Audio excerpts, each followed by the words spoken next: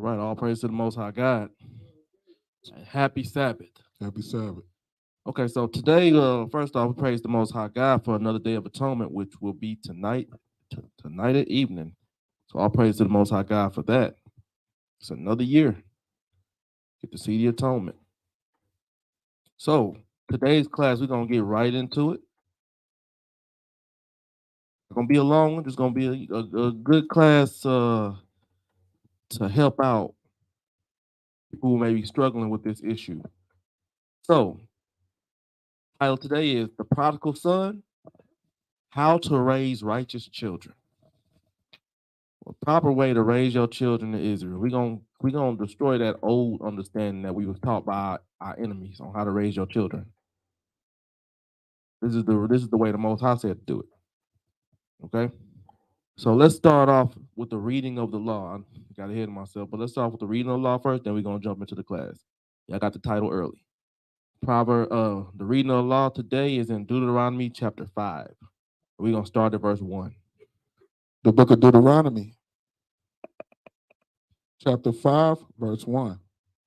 And Moses called all Israel and said unto them, Hear, O Israel, the statutes and judgments which I speak in your ears this day, that ye may learn them and keep and do them. So Moses was telling Israel, y'all, I'm gonna give y'all the statutes and laws. You're gonna learn them and keep them, meaning keep them and do them. Meaning when it say keep them, this is gonna be your life. Okay, it says do them.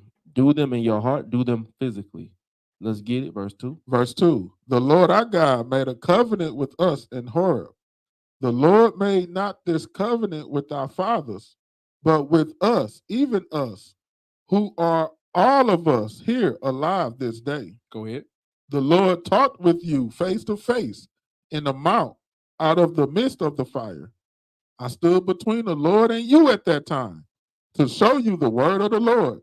For ye were afraid by reason of the fire, and went not up into the mount, saying, I am the Lord thy God, which brought thee out of the land of Egypt from the house of bondage. So this is the Most High reminding Israel who he is. So I am your God. I'm the one that freed you from the land of Egypt. Go ahead. Thou shalt have none other gods before me. God say he's a jealous God.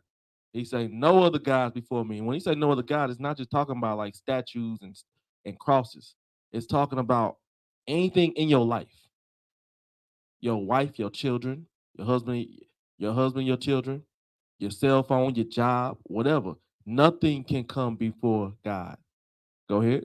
Thou shalt not make thee any graven image or any likeness of anything that is in heaven above. So we know now we are dealing with idolatry. God saying, this is what God is letting you know. Thou shalt not make thee any graven images or any likeness of anything that's in the heaven above, like the image of Christ. Graven images, the cross, things to worship. God saying, don't do that. You know, you see people with their necklace on, got their cross on. God said, don't do that. Go ahead. That is in, or any likeness of anything that is in the heaven above, or that is in the earth beneath, or that is in the waters beneath the earth. So don't worship animals. Don't worship anything. Go ahead. Thou shalt not bow down thyself unto them, nor serve them. For I, the Lord thy God, am a jealous God, visiting the iniquity of the fathers upon the children, unto the third and fourth generation of them that hate me. So when you sin against God, when you worship anybody other than God, that's a curse to your family. So your generation after you and generation after them is gonna be cursed. Go ahead. And showing mercy unto thousands of them that love me and keep my commandments. That's prosperity. Go ahead. Thou shalt not take the name of the Lord thy God in vain, for the Lord will not hold him guiltless that taketh his name in vain. I mean, don't lie in God's name. Don't lie on God. Don't create new scriptures. Go ahead. Keep the Sabbath day to sanctify it, as the Lord thy God hath commanded thee. 6 days thou shalt labor and do all thy work, but the seventh day is the Sabbath of the Lord thy God. In it thou shalt not do any work, thou nor thy son, nor thy daughter, nor thy manservant, nor thy maidservant, nor thine ox, nor thy ass, nor any of thy cattle, nor thy stranger that is within thy gates. that thy manservant and thy maidservant may rest as well as thou. So it's a understanding that when you keep the Sabbath, God commands that you keep the Sabbath and everybody around you. All Israel's supposed to keep the Sabbath. You ain't supposed to have nobody working for you. You ain't supposed to be doing the work for nobody else. Everybody in your house, even your dog. You got a dog, that dog a working dog. Don't have that dog doing no work today. No training sessions. None of that stuff. It's a rest day.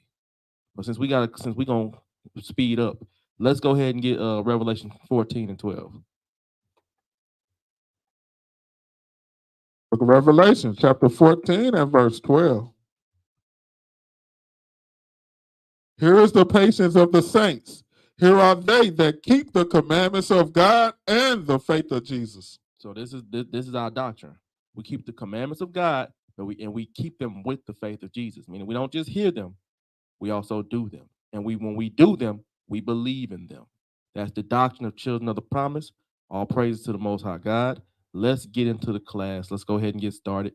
We're gonna start in Romans 15 and 4, because everything you have to understand. When you bring out this word, you want to remind people that this was all set in stone for you years before you ever heard about it. Most High gave us out. He gave us ways to deal with the trials of life.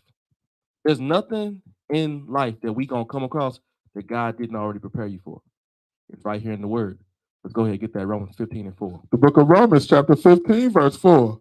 For whatsoever things were written aforetime were written for our learning. Everything written for us. Go ahead. That we through patience and comfort of the scriptures might have hope. That we through patience and comfort of the scriptures might have hope. That's your hope. Whatever you struggle with in life, whatever's going on with you, God got you. God got you taken care of. It's already here. But all you need now is the application. Sometimes, but not even just application. You need somebody to teach it to you. You need them. You need a brother. You need a sister to stick out their hand and say, "Hey, let me show you something." We all need that. We should be taught. It's all right here. So without further ado, let's get into the class. So the prodigal son, raising how to raise righteous children, which is a big struggle in Israel. It is, even for some who are keeping the laws. Because some of us came into the laws, our children are already old. You know, they've already been taught worldly things. Some come in, they children babies. A little easier for those. But understand, trials are gonna come. So let's see. Let's start off with that quick strike. Let's get Proverbs 22 and 6. Raising these children in Israel. Most High gave us a way to raise our children. We're gonna go through it today. The book of Proverbs, chapter 22 and verse 6. Train up a child in the way he should go, and when he is old, he will not depart from it. So you have to start with this. Understand, parents, your child, the way they turn out is the way you start them off. So the scriptures say, train up a child in the way he should go. The example, whatever you teach them from that youth, those are the things that's gonna stick with them. Okay? So the way they go all depends on your teaching. Say, train up a child in the way he should go, and when he is older, he will not depart from it. That's law because that's gonna be stuck with them. It's gonna be stuck with them. They're gonna remember those words that mom and dad spoke to them whenever they faced with any trials in their life. Because your children, whenever they get older, you don't know what the Most High is gonna try them with. So they may have a spirit of going off. Even with you teaching them young and instilling in them the law, they may get older, get curious. It's all in the scriptures. Nothing's new under the sun. We have foremothers who, even though they were taught in the law, still went off. We have forefathers who did that. So understand, it's gonna be trials. But Most I said, instill it in them, not without that doubt. Don't have that doubt that okay, I'm teaching this, but are they gonna keep it? Do what God said. Train them up in the way they should go. If you raise your child to be a thug, to do thuggish things, that's how they're gonna be when they get older. I know I go over this all the time. I'm not trying to dwell too heavy on this, but our people have a way of forgetting how smart children are. We'd be so amazed and proud when we see our children are able to recite rap verses, are able to do all the newest dances. You know, they soak up all that stuff. They soak up the way they see people acting around them. But when and when we see it, we like, man, look at this. Look what this little dude. Look how this little girl is all over the internet right now. Little girls being sassy. Everybody think it's cute. Little boys being managed. Everybody think it's cute. But when you bring them these scripture, you bring them this word, our parents are quick to say, nah, that's too much for them. They're never going to remember all that. Read that scripture again, Proverbs 22:6. Book of Proverbs, chapter 22, verse 6. Train up a child in the way he should go, and when he is old, he will not depart from it. What y'all think that means? That means that's the Most High saying that what you put in them, they're like sponges. They're going to remember it. So you can get them this word. They're going to remember it. Train them up in the way they should go. Let's get some more. So, well, what we going to do, this is how we going to do it. Let's talk about the daughter. We're going to start with the daughter first. Okay, then we're going to talk about the son. So my first scripture on the daughter. Remember, train them up in the way they should go. 1 Timothy chapter 5, and I want verse 6. Book of 1 Timothy, chapter 5, verse 6. But she that liveth in pleasure is dead while she lives. So let me explain to y'all what that means. A shameless woman, that's what that's talking about. If she lived in her pleasures, her whoredom, she is destroyed. Even as she breathes. Is she walking around, she breathing, she eating, she talking. But she gives into her flesh. She is destroyed. This is what you want to avoid because that woman is someone's daughter. Okay? When you see a woman out whoring herself out, there's a father out there that's shamed. Even if he don't feel shame, that's shame to his name. So this is what you want to avoid. Get me verse 7. Verse 7. And these things give in charge that they may be blameless. So it says, these things give in charge that they may be blameless. Jump down to verse 10.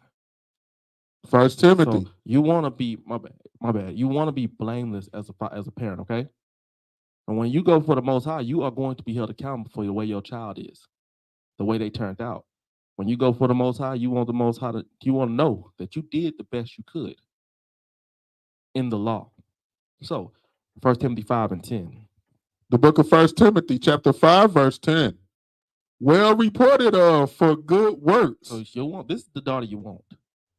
Well reported of for good works. Go ahead. If she have brought up children, if she have lodged strangers, if she have washed the saints' feet. These are the attributes of a righteous woman brought up right. She lodges strangers. She watches feet. She's doing the duties of a woman well taught. Go ahead. If she have relieved the afflicted, if she have diligently followed every good work. Say, if she have relieved the afflicted, those who are down, she have helped those that are down, and have diligently followed every good work. She have done the good works of the examples of those that were before her. Go ahead. Jump down to verse 13. First Timothy chapter 5, verse 13. So she's supposed to be well reported of. Go ahead. And with all, they learn to be idle. So this, your daughter in verse 10 is supposed to be these good things. Attentive to her people. These are the attributes of a righteous woman. Lodges stranger. When it means lodges stranger, it don't mean just let everybody in your house. It just means that she's out of family from out of town. Yeah, family from out of town. She knows how to, when people come in from out of town, she knows how, she has the house prepared. She knows how to take care of everybody, how to serve. Okay. Verse 13, though, is talking about how you don't want her to be. Okay, go ahead. And with all, they learn to be idle. This is what you don't want. You don't want an idle daughter. Okay. This is what we have to understand. It's been our teaching to let children explore. Let them, what's that I'm thinking? Let them go off and experience the world. Stop Don't be a helicopter parent. That's what Esau says. That's what the heathens say. And we've been taught that. It's been instilled in us, and we have to break away from that. We catch ourselves saying, "Well, I don't want to smother them." Okay, well, listen, that's understandable. You don't. Which we gonna get to? There's a right, believe it or not, there's a right and a wrong way to smother. Okay, there's a right and a wrong way to smother. You can be smothered. You can. Well, we gonna get to that, but we have to put out that, get rid of that understanding where I don't want my daughter to feel like she can't talk to me, she can't express herself to me. Your daughter should have a fear for you, not to bring no foolishness before you. But let's keep it going. Read that for me out. And withal, they learn to be idle. So when she's not well taught, she learns to be idle. I mean, she ain't got nothing to do. She ain't got no business. This is not what you want for your daughter. Go ahead. Wandering about from house to house. Now let's say wandering about from house to house, meaning I'm gonna say her feet abide not in her house.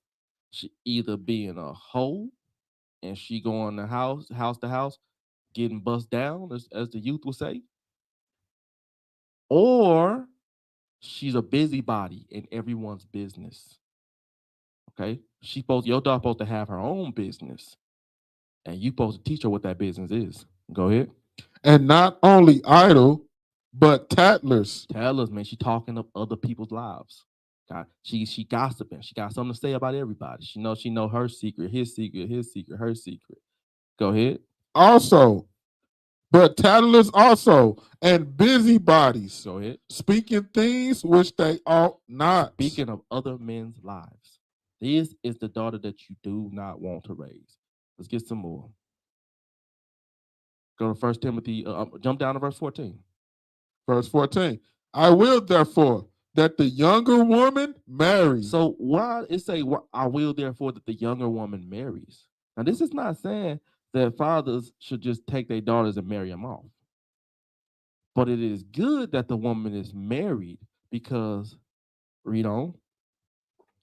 Bear children, guide the house, give none occasion to the adversary to speak reproachfully. That's why it's good that she's married. Because a married woman is a busy woman. She is taking, verse 10. She's a home, she's taking care of the home. A married woman has duties. She has a job. So what you're ultimately supposed to be doing is when she's a child, from her youth up, you're supposed to be preparing her to be married. Because you want your daughter to have a head. So you preparing her to be a homekeeper. You're supposed to be preparing her for these things. Read that again for me, 14. I will therefore that the younger woman marry, bear children, guide the house. Guide the house, go ahead. Give none occasion to the adversary to speak reproachfully. When it says the adversary, that's talking about the enemy. Because think about it, if she's always occupied in righteousness, working, taking care of the house, that she's pleasing her husband, that she's looking well to the ways of her house, no one can ever say, I seen Donna coming out of the back of Craig's house. They can't speak that on her. She has good works. You want your daughter to have that. The adversary should have no occasion against her. As a woman well taught. Let's get some more. Let's go to chapter 2 and verse 9. 1 Timothy 2 and 9. Book of 1 Timothy, chapter 2, verse 9. In like manner also, that women adorn themselves in modest apparel. So, one thing you can teach your daughter is she needs to have a dress on. Okay? And I'm explaining now. The dress has to be below the knees. Okay? If it's above the knees, it's not a dress. That's not considered righteous. It has to be below the knees. This is how she adorned herself. Read it again up. In like manner also, that women adorn themselves in modest apparel. That's considered modest. That's what the Most High calls modest. This is a law to the men and the women of the house. Teach your daughter how to dress on. No booty shorts, no jeans, none of that mess. That's harlotry. Okay? I've heard fathers and this is a personal thing. If a father don't want his daughter wearing putting on makeup and stuff, I can respect that. But they will be so hard on that, but don't mind if their daughter is half naked. Or she walking around with little bitty shorts on. But yet you get up in arms when she puts on a little bit of makeup. Now I do believe that me personally, I do believe there's a limit. But I also believe that with little girls like putting on makeup, it's just for dress up, it's fun. That's the feminine. That's beauty. That's feminine. That's a feminine thing for little girls to do. There's no sin in that. I let their mother gauge what's too much. Okay. But we have to be concerned about your daughter need to wear a dress. It needs to be loose. It needs to be loose. Okay. A long dress, not something that's hugging the thighs. Because if people get it twisted, some people think, man, oh, I got a dress on. I'm modest. Yeah, but your dress is literally hugging you so tight, it look like you were swallowed by a snake. It's just too much going on there. You got to loosen that dress up. All right. One more time on that. In like manner also, that women adorn themselves in modest apparel. So when they say also modest apparel, understand that it comes with a spiritual side too. Go ahead. With shamefacedness and sobriety. When that adorning comes, this is how you mean it. You carry yourself spiritually and physically. So shamefacedness too. You should be ashamed to be in any kind of association with harlotry. You don't want nobody up there to say, "Ah, man, she got I see her cleavage." They cover them up. Get your dress, get up to the neck. Shamefaced, ashamed to be associated with sin in any matter, because she wants a righteous name. Okay, so you have to instill in her what shamefacedness is. Go ahead. Not with braided hair or gold or pearls or costly array. So it's not the adorning of like having nice hair, gold. That's not it. Get verse 10. But which becometh woman professing godliness with good works. So that's the spiritual side. That's the adorning you want them to have. You want them to have that dress on, but you want them to also have that countenance of godly works. Like this here is a godly woman. She has godly works. She loves her sisters. She rebukes them. She helps them. You know what I'm saying? She teaches her sisters how to raise their children. Gives them tips. That's the kind of daughter you want to raise. Let's get some more. I'm at on that. Let's get Sirach 26 and 15. The book of Sirach, chapter 26 and verse 15.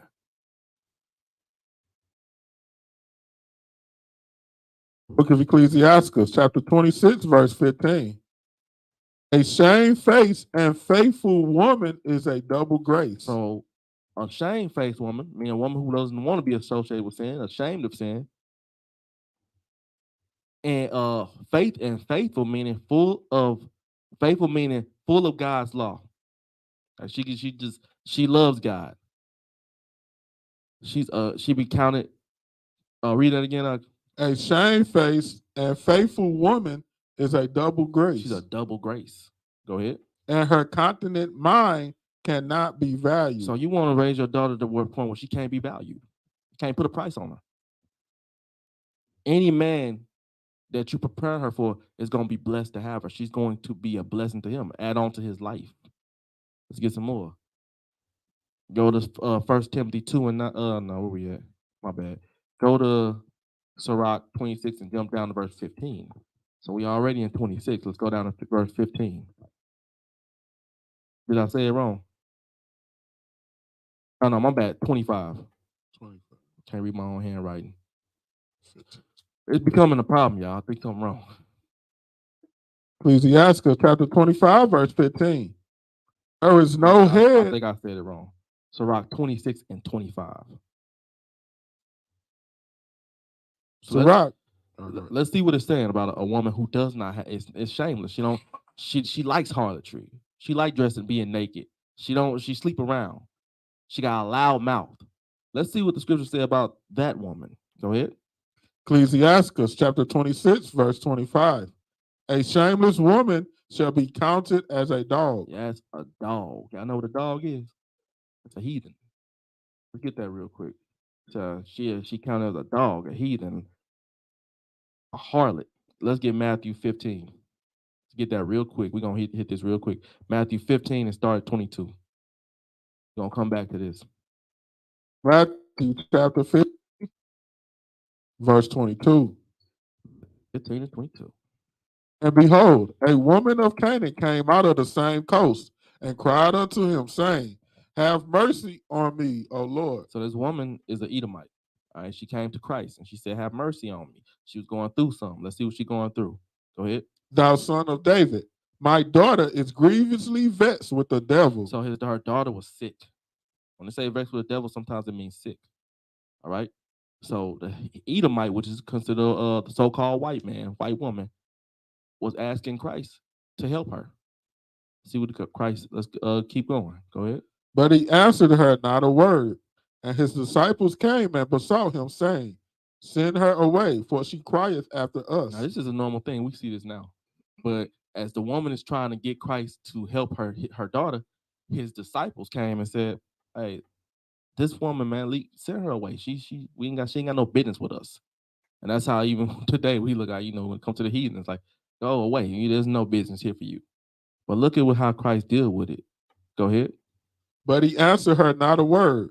And his disciples came and besought him, saying, send her away, for she crieth after us.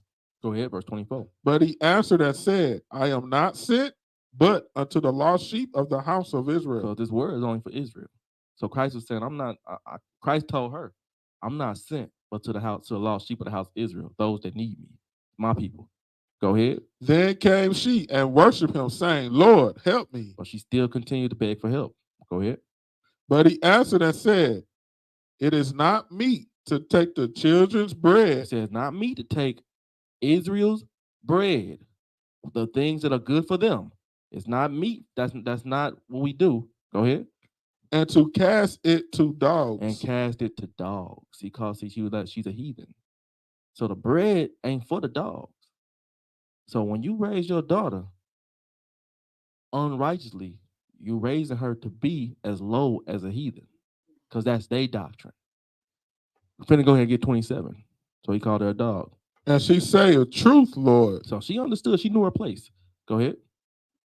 Yet the dogs eat of the crumbs which fall from their master's table. She said, but the dogs eat from the crumbs that fall from the master's table. She said, I know who I am.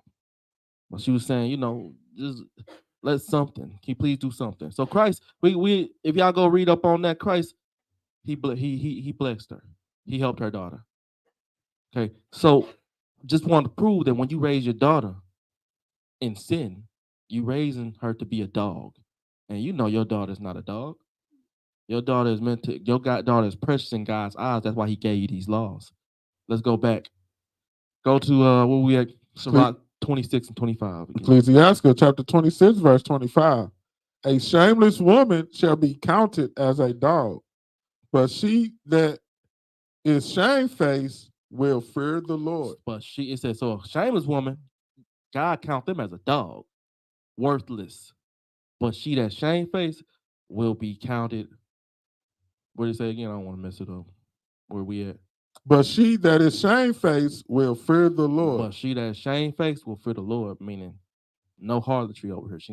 She shamefaced. She don't want to be in association with that. Let's get some more. Go to Rock 7. Start at 24. So we're telling y'all, you don't just allow your daughter to be who she wants to be. Remember, don't lean on your own understanding. That's our enemy's teaching.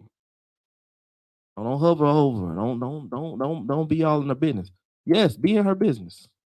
Hover over her. Because if you don't, she'll embarrass you. She'll embarrass you. Because she don't see a woman with a strong father, they tend to gravitate to strong men. Because they know they worth because of how their father raised them.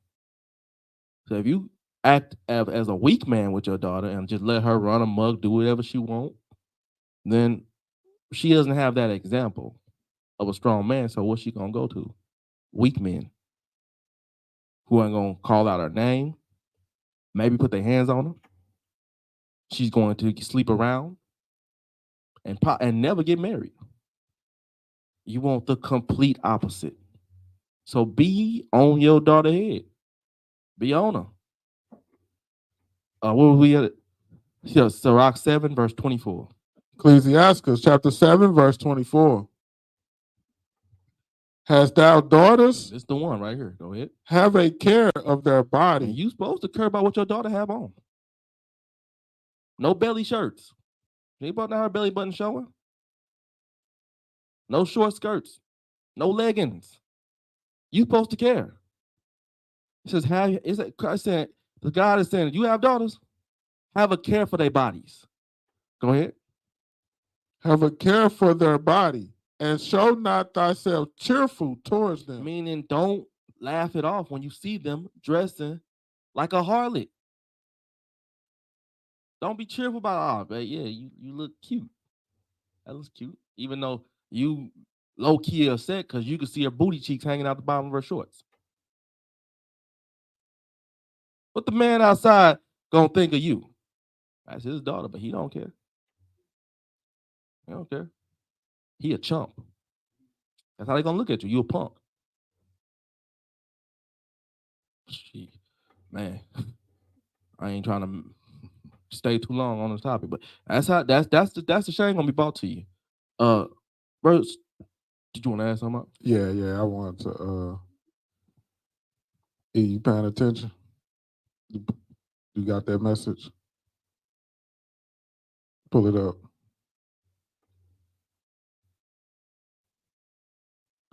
I want to pull up because sometimes what we know is our culture is basically BT, hip hop, music. Whatever they say in the rap song, that's what our culture do. And now our culture is controlled by the people who control the hip hop, the music. So now they're pushing, so you can tell what they're pushing and what their agenda by the singers, the rappers, the whoever's in hip hop who they promote. That's who you know who their agenda is. So let's see. I want to just show this video about what we just read about the woman having for the parents, if you got a daughter, have a care for their body. And today we know that women do not care for their body. And they promote it. They promote women showing their body as women empowerment.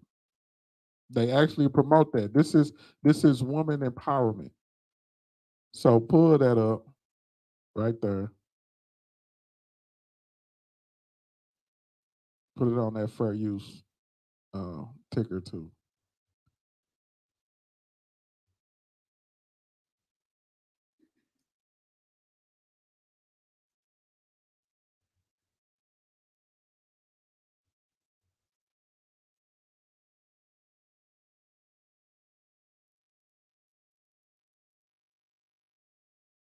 Welcome back.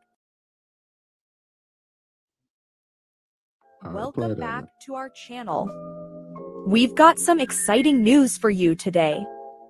In a moment of true liberation, Janelle Monáe took the stage by storm at the Essence Festival in New Orleans, igniting a powerful conversation about self-expression and authenticity. With her unwavering confidence, Janelle fearlessly pushed boundaries during her electrifying performance, leaving an indelible mark on the hearts of all who witnessed her artistic prowess. And in a captivating moment that made headlines, Janelle lifted a part of her top, baring her right breast to the crowd. It was a raw and unapologetic display of self-empowerment and unabashed freedom. Pause that. Em-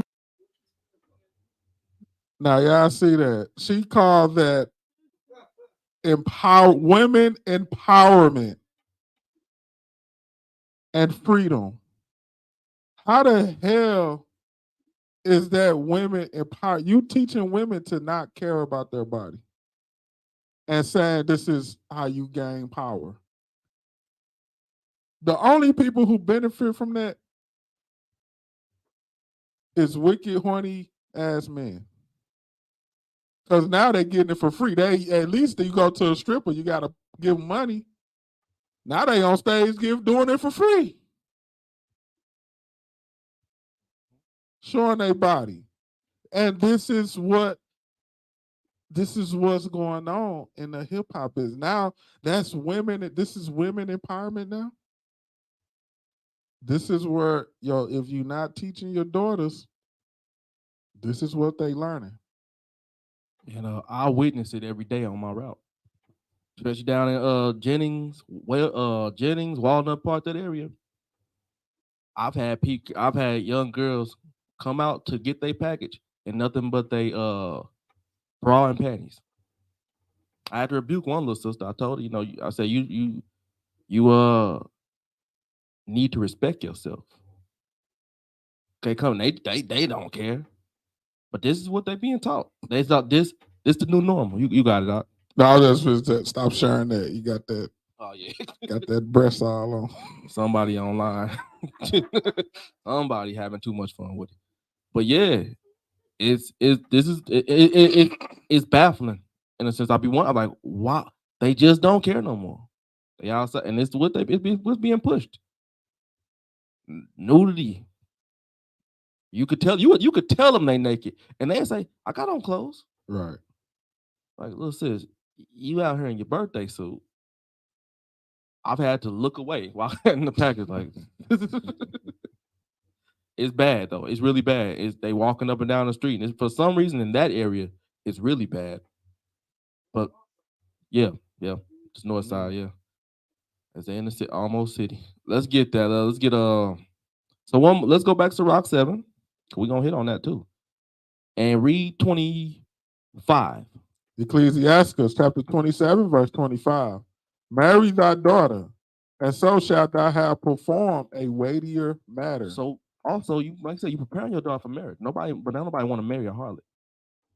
Okay? So marriage is the goal. But because even if she don't get married, you want her to have a good name forever. But it says marry her and you have performed a weighty matter because this is no light matter. The marriage of your daughter is the passing off of her from being under your umbrella to another man's umbrella. And in his hands lies her fate now. Okay? But see, with her, the teaching that you've given her and how your own understanding, both of y'all will be able to discern whether this man is worthy. Finish that scripture. Marry thy daughter, and so shalt thou have performed a weightier matter. Go ahead. But give her to a man of understanding. You want to give her to a man in the law, a man more righteous than yourself. This got to be a man after your own heart.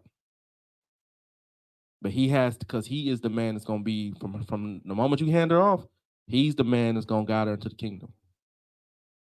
But he not looking for no harlot, and you ain't looking for no, you got to know. Is this brother the one?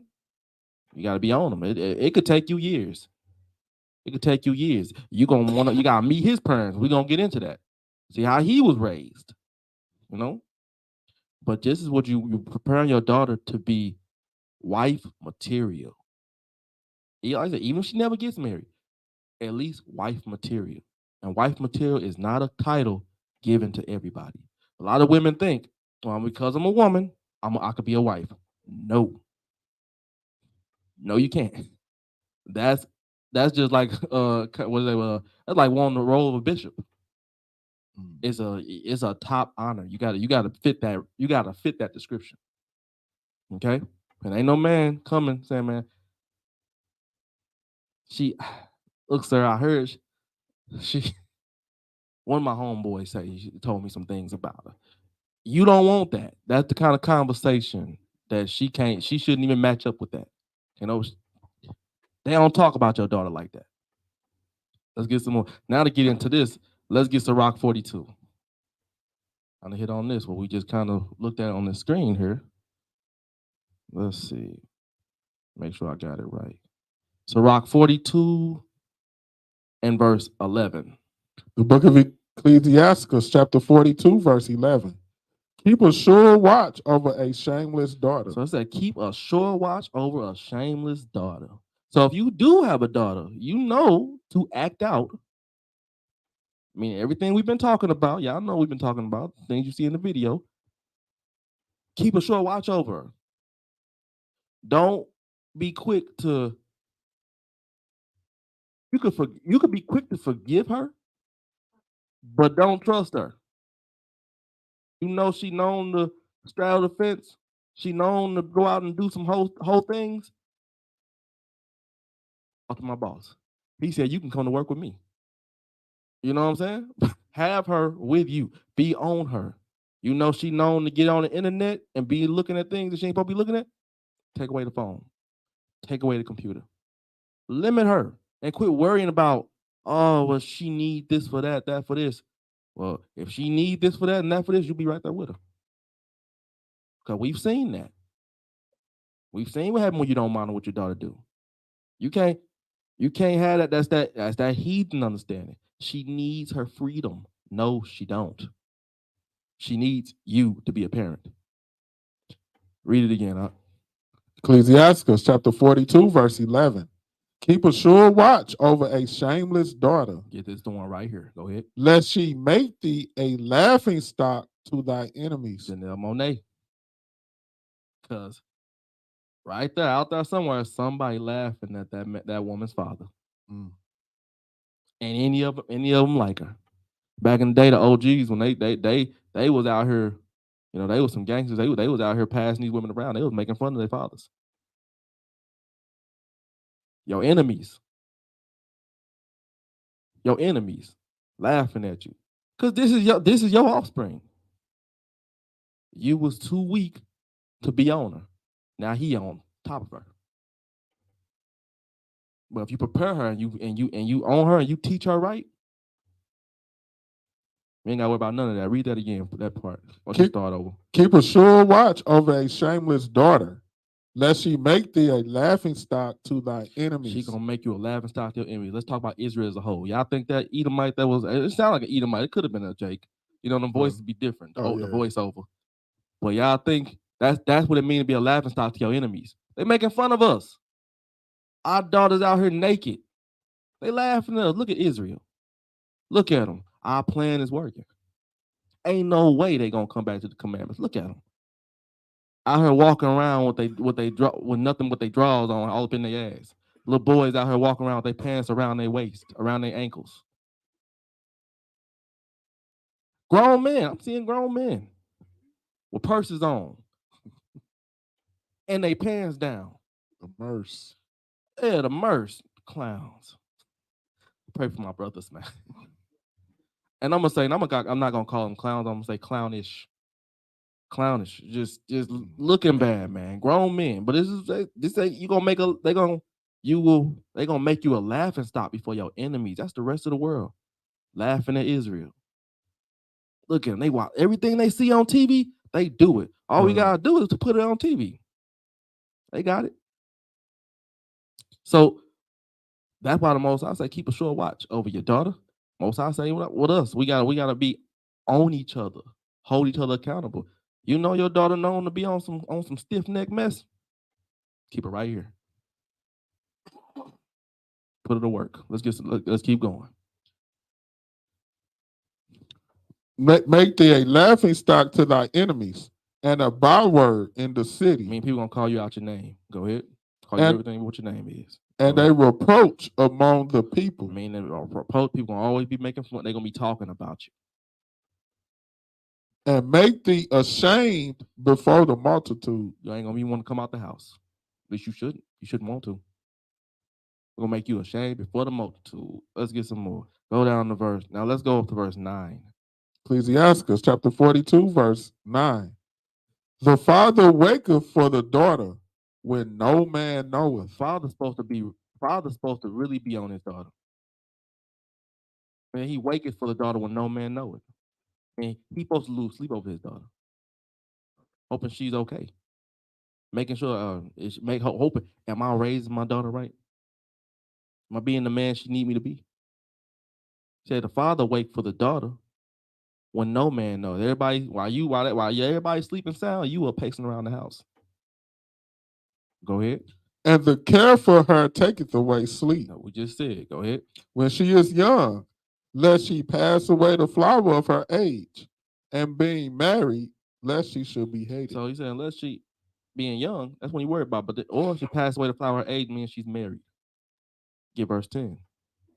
In her virginity, lest she should be defiled and gotten with child in her father's house. So this is what you want to avoid. It's a shame for a daughter to have a child in her father's house. Your daughter, because that meant that you never married her off. She was living under your roof and somehow turned up pregnant. You failed. But you can get back up from this. But that's an L. And when y'all see these parents with their daughters living in the house with them and they pregnant, that's a no-go. You ain't supposed to lay down unless you're married. That's the law. Go ahead. And having a husband, lest she should misbehave herself. And when she is married, lest she should be barren. There you go. So Missy said misbehave herself. Because that's misbehave when a daughter goes get pregnant outside and while she's still under her father's roof. That's called misbehaving. So now, switch over. So the daughter is supposed to be cared for diligently. Y'all go back and read these chapters. Goes over everything on how to raise a daughter, what the daughter should be, what she shouldn't be. So you want your daughter to be ashamed of sin. To look at people like sis on the computer on TV and be like, just be like, hell no, they say tis tis. That's how you want your daughter to be. That's how I want my daughters to be. So let's talk about the sons. I actually left out a scripture that I wanted, but let's talk about the sons. Let's get Sirach 30:1. So your son, now this one goes into your daughter, you give her off, right? And she takes on another man's name. She's prepared when you do that. She's ready. You molded her right. She became a wife. She's a wife now. But your son, that's the one you want to, your son carries on your name from generation to generation to generation. It never ends. Let's see what it say about the son. Ecclesiastes chapter 30, verse 1. He that loveth his son causeth him off to fill the rod. The man that loves his son calls him off to fill the rod, meaning he whooping that butt whenever that son out of order, and he's correcting him. Let me make something clear. The rod is not always a butt whooping, but it's correction. A good talk. Hard rebuke. You have to sit him down and rebuke him and tell him how, hey man, you're acting real stupid right now. Might talk to him. Let him know you're disappointed in him. And you will know as a father what the crime calls for. Is this a whooping crime or is this a talking to? But correction always. Go ahead. He that loveth his son causeth him off to fill the rod. Does not the Most High correct us when we in sin? That's why we always afflicted when we out here in sin, our people as a whole. God calls them off to fill the rod. Go ahead. That he may have joy of him in the end. Speaking from the Most High's point of view, Most High correct you and afflict the mess out of Israel so that he can have Israel in his kingdom. So when you see people constantly afflicted, God trying to get them to wake up, repent. It's the same for your son. So you got to be on them so that they change or so that they grow, so that you can have joy of them in the end. You want to be with them in the kingdom. And here on earth, when they are grown, that's a son you can be proud of.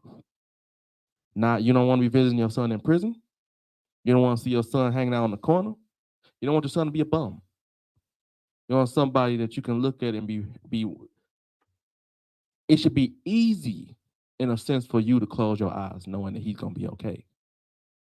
I once seen a not trying to get ahead of myself, but I once seen a video, and this video still bothers me, of a grown man being whooped by another grown man. Damn shame. They had that man on the ground with his pants down, whooping him with a belt.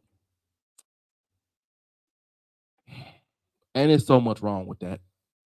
There's so much wrong with that. With a belt. This is what you trying to avoid. Even you don't even want the one. You don't even want the one that was doing the whooping to be your son. Cause you don't supposed to shame your brother like that. You ain't supposed to do your brother like that. But for the one who was getting whooped, that's somebody's son.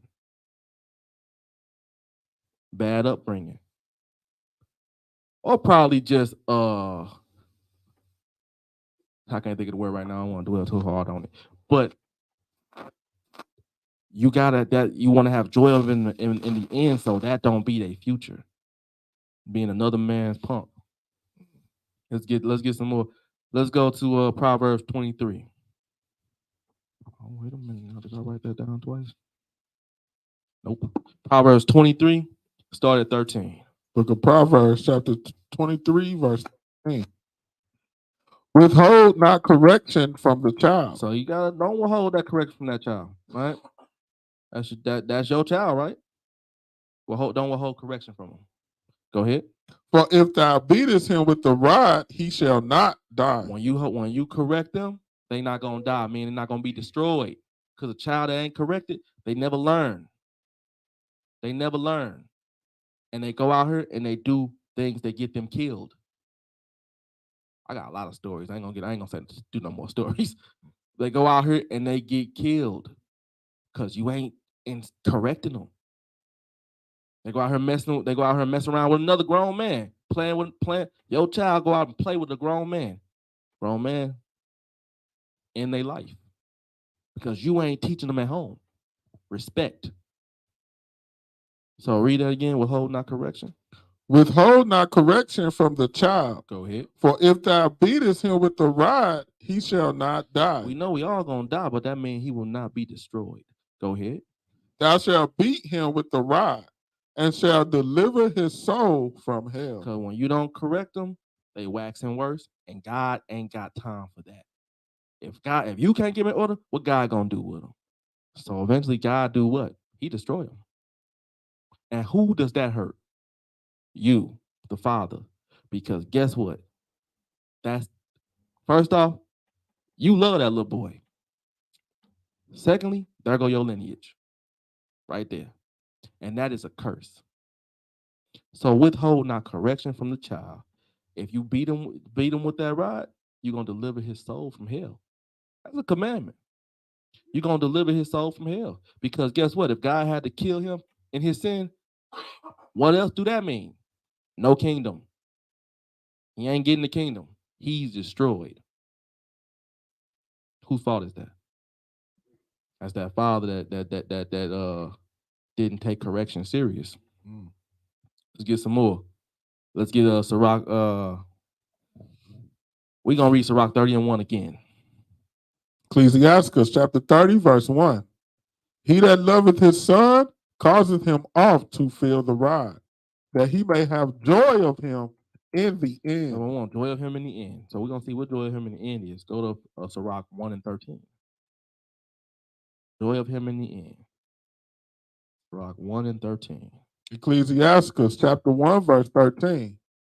Whoso feareth the Lord, it shall go well with him. So you want to put that fear of the Lord in him.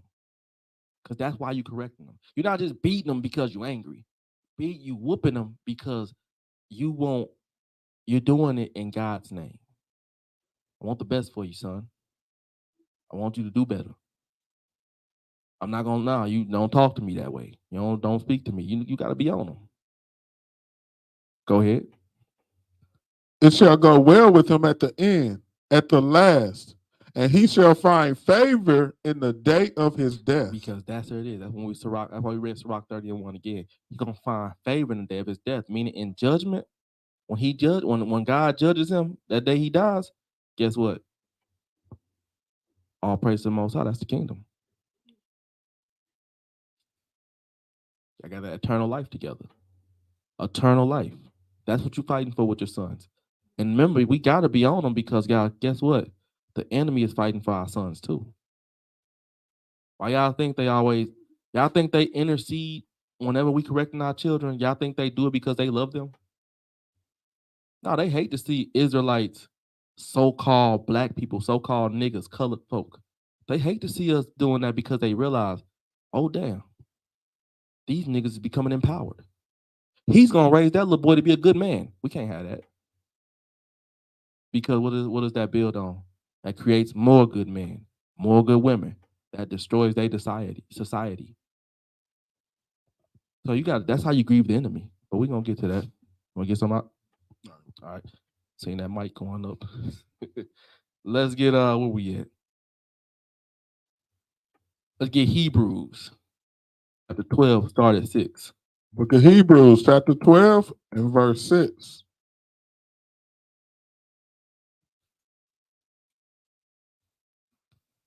For whom the Lord loveth, he chasteneth. So apply it to yourself. Because God, he chastises us. That's why you see that's why you see what you see. You get that correction, you already know why. Because you knew you was in sin somewhere, or you sinned a while back. But God, it say, whom the Lord loveth, he chastises. Go ahead. And scourgeth every son whom he received. And he scourged every son he received.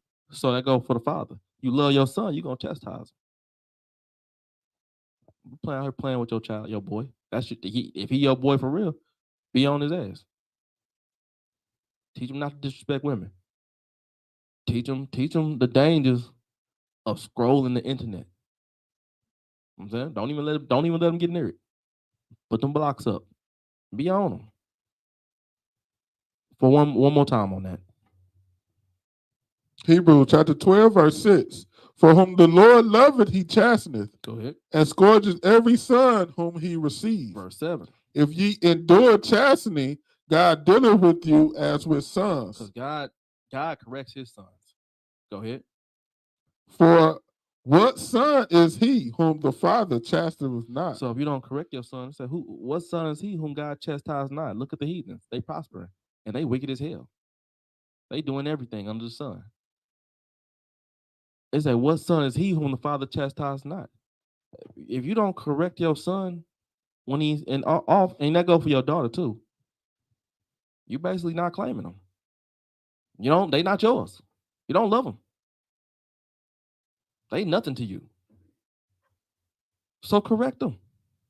Say, what son is he whom the Father chastised not? He's not a son. So read the next part.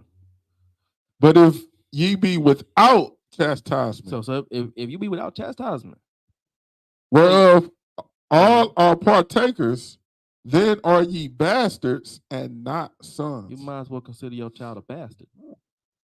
Because you don't love them enough to correct them. That's a bastard. But God forbid. We don't see our sons as bastards. Because we correct them. Let's get some more. And that shows what? That shows that rebuke is love. Chastening is love. Correction is that's the real definition of love. Exactly. It's a curse for their soul. You see them going off, reel them back in as fast as you can. Don't let it linger. That's why I say in Proverbs, what we read first, or that our first scripture, train up a child in the way he should go. Get them young. Get them. Don't be looking at them like he's never gonna remember all this. Yes, he will. Yeah. He will. And that's how on the streets when we was rebuking a young lady about how she was dressed, and the older sister came up and talking about she mad, at us how we was, because we telling her how to dress. That you should be ashamed of yourself, because you should be telling her how she dresses out of order. Why do men got to do your job? You're the older sister. You're supposed to be telling her how she look is out of order. But how is that the case? Because you out of order. What it was what's the word when people it's not guilt, it's but basically she was feeling what's the word, man? I'm so illiterate. She was feeling like she was feeling the heat because she was guilty of the same thing. It was kind of like trauma a little bit, like She was dressed like her, and she, by us rebuking her, she felt the guilt of it too, and came up and trying to. Yeah, it was some demons that day, boy. It was some demons. It hit her because she always down at the bottom of the thing. Right. She still made her way up. Yeah, so it goes into that, like you said, I'm gonna use the word guilt because she know, hey, and that's generational. We do ask ourselves, why aren't the older women correcting the young women no more? Why do we gotta do it? You miss the days where an old woman tell a little girl, go back in the house, put on some clothes. Yeah, they don't do that no more. Don't do that no more because they dress like they. Yeah, they competing for the same man these days. Crazy. That's where we at. That's where we at. But let's go. Where we at? Verse. You want to verse 9? Nah, yeah.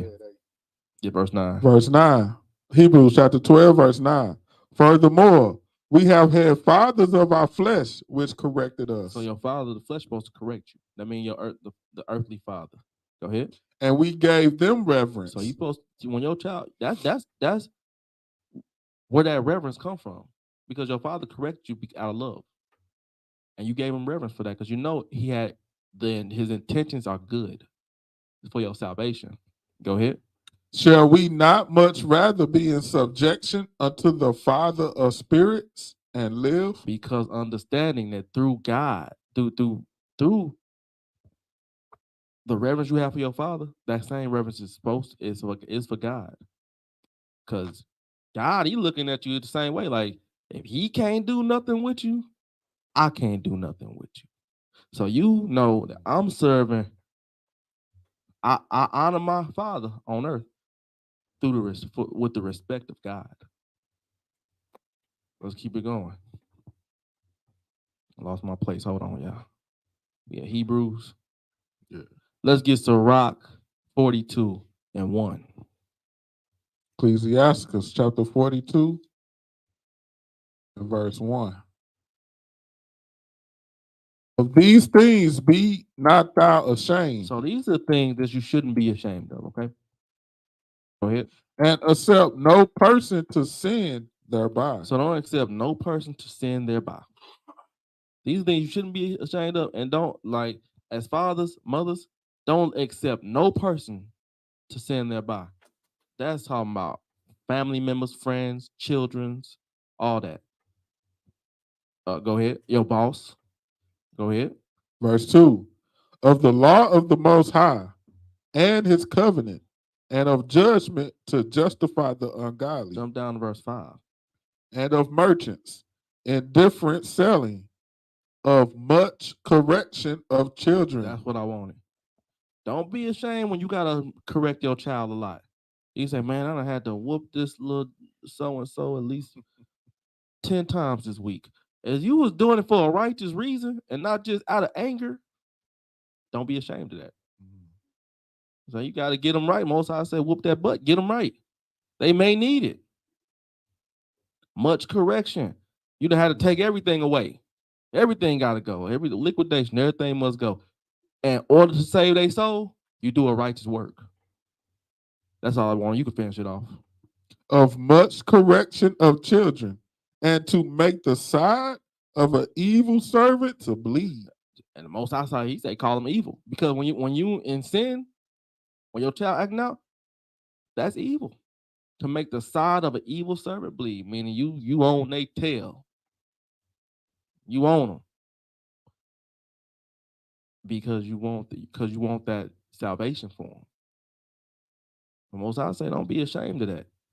Never be ashamed of doing the right thing. Don't be ashamed of correction. Cause we call it a soul saver. Yeah, Soul saver. That's what it is. It's crazy on that because and this one made Esau wicked as hell. Open the blinds. This one made Esau wicked as hell, man. It's like, so it said, make beat them on the side, make them bleed. If they hard headed, make them bleed. Make them sides bleed. But if Esau see that, they calling it abuse. You can lose that. Like they got a hotline for the kids. you call this number if your parent ever whoops you. You call this number, they go pull him to the office. Little Johnny got these whelps on his, and they will chastise the parents for chastising the kids, right? So now when little Johnny grow up and he robbing your house, you go blow his head off. Mm-hmm. Exactly. So you wouldn't let me correct him to stop him from going down that path. But when he do go down that path, you blow his head off and say, not guilty. Self-defense. Stand your ground.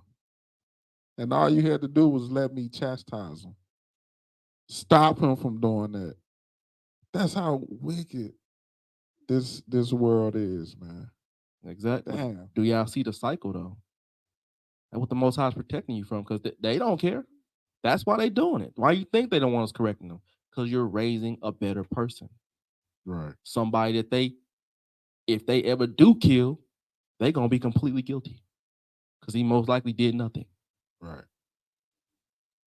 Now, Brother Michael Brown, gunned down. But the story is he stole from the store.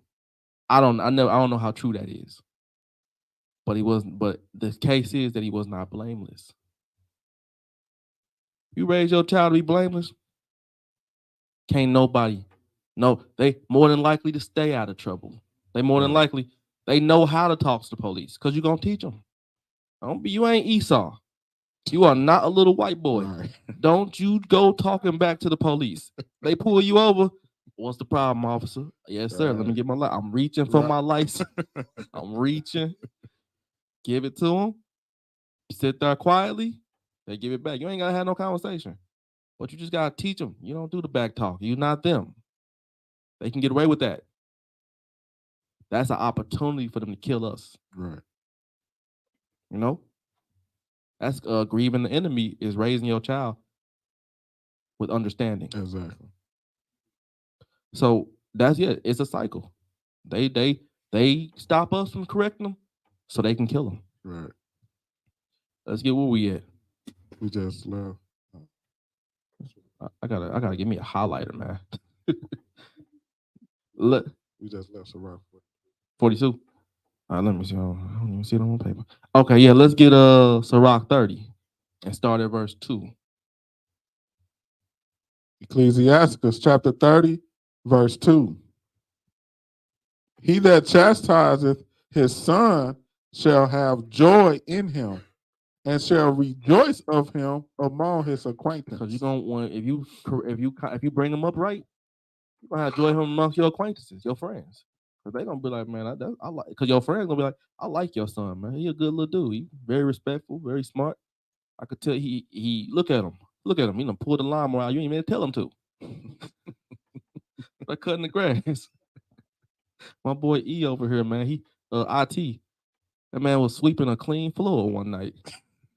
Good upbringing. He was tall, right? Floor wasn't even dirty. He said, "Now sweeping the floor." That's how that you gonna have joy in them amongst your acquaintances. People gonna look and be like, "Man, that little dude, that man gonna be all right." That's how you want people to talk about your children. Look, go ahead. Verse 3. He that teacheth his son grieveth the enemy. This is what I was just talking about. The man that teaches his son grieve the enemy because so they have no occasion against them when they get older. Even in their youth, when they growing up. Oh, you talking about somebody just robbed the convenience store? My son's sitting on the couch. You know what I'm saying? He know how to stay out of trouble. Grieving the enemy. The enemy can't say nothing about him. You know, what happened with Emmett Till? You know, they should have taught him. I mean, you can't be out here winking at white women, you know what I'm saying? Right. And I'm not throwing on that, Esau's still wicked as hell. But when you teach them these things, how to carry themselves in a society that hates you. They waiting on you to slip up. I'm a delivery driver. Might be waiting on me to do something stupid. You know what I'm saying? We heard Jerry was stealing packages. Stealing boxes. First thing that's still in boxes. The first thing they gonna say, I knew it. Yeah. I knew it. At them shipped them. I had that feeling. He had that look in his eye. Right. That's the first. That's the first thing they gonna say. Just waiting on them to slip up. So yeah, mm. they say, read that again. Verse 3? Ecclesiastes chapter 30, verse 3. He that teacheth his son grieveth the enemy. So you preparing them against the enemy. Go ahead. And before his friends, he shall rejoice of him. You're gonna brag about your son. Before your friends, you're gonna brag about them. Let's get another one. Let's go to Deuteronomy 6 and 7. Deuteronomy chapter 6, verse 7.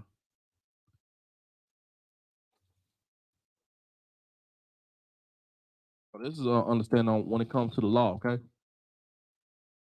How do you teach your child the law? Let's see. And thou shalt teach them diligently unto thy children. All the time. You can use the law in literally everything around us. See how I just pulled that video out? You gotta watch, when y'all watch movies, watch them spiritually, with your spiritual eyes. Point out the things in the movies and stuff for your children. Matter of fact, speaking on which, me and my children and my wife were just watching this new movie called Elemental. Me and my wife talking them through the movie and showing them how they that Deuteronomy 7. They trying to get us to mix with each other. The fire and water can't get married. Y'all gotta see the movie. But one thing in the movie that stood out was they had a gay couple. They just putting it in everything now. You show these to your children, show them, hey, that's not normal. Don't get used to that. You know what I'm saying? These are the things like when you that's what the scripture's saying. Use every opportunity. Well, let's read the scripture. I only read the first. I stopped at the beginning. Deuteronomy chapter 6, verse 7. And thou shalt teach them diligently unto thy children, and shalt talk of them when thou sittest in thy house. All the time. Find any situation. You're going to talk about the scriptures. Go ahead. And when thou walkest by the way, and when thou liest down, and when thou risest up, and thou shalt bind them for a sign upon thy hand, and they shall be as frontlets between thine eyes. So you're supposed to be on your children with the law. Just whenever you see opportunity to give your children understanding on the law, the world, you can use the world around you. You can use the world around you. And look at this. Look at that. See what's going on over there? That's that scripture right there. Just talk with them. Give it to them. Give verse 9. And thou shalt write them upon the post of thine house and on thy gates. You can actually, you supposed to write the scriptures. Have the scriptures wrote all over your house, like just little, all over the house. Have a scripture here or there, just so you can look at it and remember. You know what I'm saying, but also your house is you. The scripture's supposed, that's the spiritual side of it. The scripture's supposed to be in you, supposed to live them. Let's get some more. Where we at? Deuteronomy 6. Get 1 Kings. Let's get 1 Kings chapter 2. Read verse 1. Book of 1 Kings chapter 2 and verse 1. So this is how a father's supposed to be deal with his son. Now the days of David drew nigh that he should die. And he charged Solomon his son, saying, So David taught his son. He taught his son throughout his entire life. He taught Solomon throughout his entire life. Because Solomon even speaks on it. Solomon walked after the ways of his father. But even on his deathbed, he reminded Solomon. Go ahead. I go the way of all the earth. Be thou strong, therefore, and show thyself a man. So remember, you a man if you keep these commandments. That's what makes you a man. Okay? Keeping of God's laws is what makes you a man. So he said, be strong and show yourself a man. So you gotta just hit him with it before you leave out. Go ahead. And keep the charge of the Lord thy God, to walk in his ways, to keep his statutes and his commandments, and his judgments and his testimonies, as it is written in the law of Moses, Go ahead. that thou mayest prosper in all that thou doest, and whithersoever thou turnest thyself. That's how you're supposed to talk to deal with your son. You're supposed to teach your son to keep the laws of the Most High God, that he may prosper in all that he do. So you supposed to keep all the laws. And then you pass, that is your heritage. That's your inheritance that you pass down to them. That's not saying don't put a little money on the side for them too. But this is the most important thing you could pass to them. Okay, let's get through it. Let's go to Sirach 30 and 4. Ecclesiastes chapter 30, verse 4. Though his father die, yet he is as though he were not dead. So your son, in raising him right, when you pass on, it's supposed to be as though you're still here. So that's how righteous you're supposed to be. And that's how righteous you have taught him to be. That when you pass away, he keeping that name alive. All the strength that you drew out, you giving to him. Go ahead. Though his father die, yet he as though he were not dead. For he have left one behind him that is like himself. You supposed to leave your son, supposed to be like yourself when you leave. People are, oh wait, hey, man, you just like your father. But you want them to say that. You don't want that to be Son like my daddy. Yeah.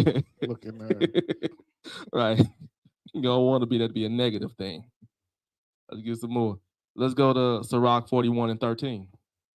Ecclesiastes chapter 41, 13. verse 13. A good life have but few days, but a good name endureth forever. That's your son. Because your name supposed to go through your son. A good life have for a few days. Got a luxury life. But a good name will go on forever. That's from you to your son, to his son, their son, the third, before all that. That's the goal. Let's keep going. Get Sirach 30 and 5. Ecclesiastes chapter 30 and verse 5. While he liveth, he saw and rejoiced in him. And when he died, he was not sorrowful. So while you lived, the rejoice that you had was teaching your son. Yeah, that's the joy you had. And when you die, you're not heavy-hearted. You're not sorrowful. Because it's like the scripture said, you left one that's behind like yourself. If you finna die and you know your child ain't nothing, how you think you're gonna feel? You ain't gonna rest easy. You're gonna feel like a failure. So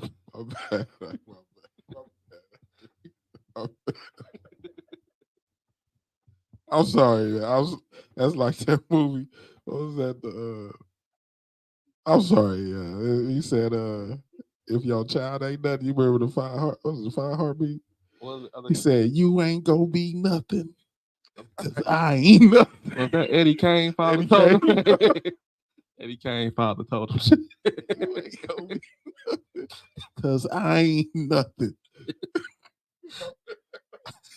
Hey, no, it's the truth though. He was speaking truth right Yeah, there. he spoke the truth too. Y'all see how Eddie went. Right. He's just like his daddy. Yeah. Damn, my bad. Nah, that's good. Nah, for real, that's hilarious, man. What was I at? Verse 5. While he liveth, he saw and rejoiced in him. And when he died, he was not sorrowful. He was not sorrowful. So that's how you want. You want to die knowing that you did a good job. You did your best. Verse 6. Verse 6.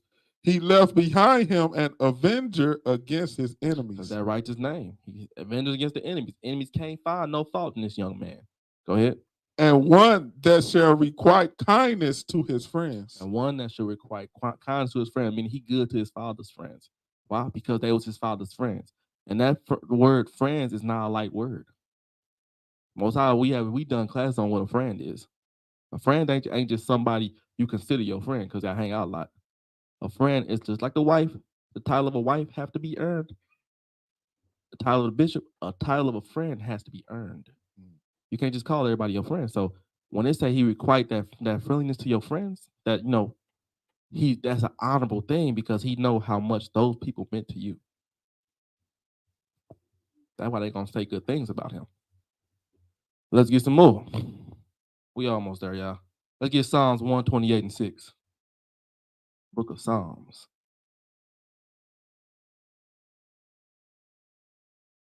Book of Psalms, chapter 128 and verse 6.